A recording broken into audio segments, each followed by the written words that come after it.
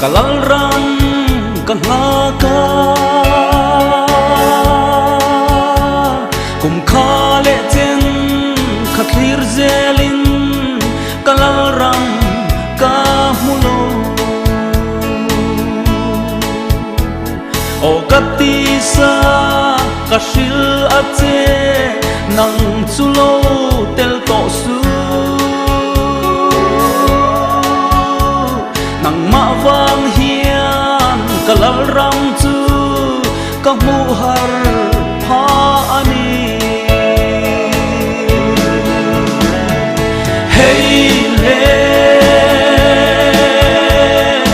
oh hey le hey le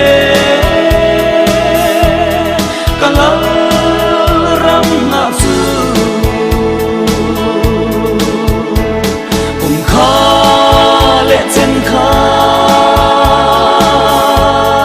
Galo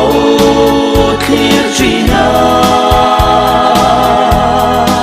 Ole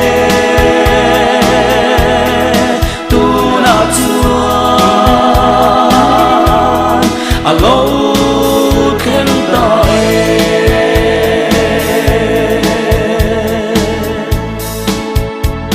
Kamishin hui ni na zong tu Crossa khen beta sa tua na lang to lo turin thu min Krista ong o katisa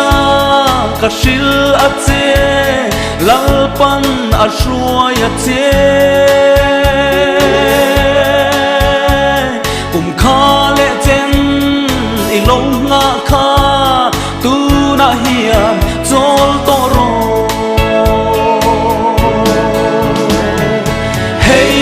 le oh hey le hey le kalaram na su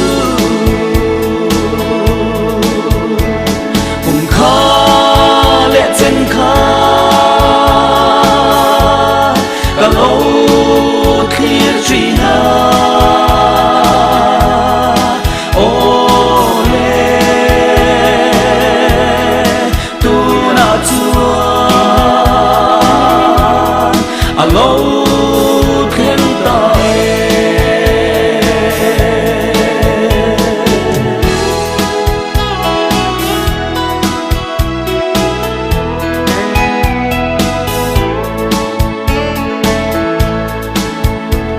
Kamishing hlui ni na zong tu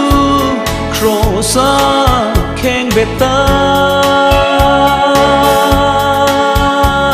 sa tua na lang to lo turin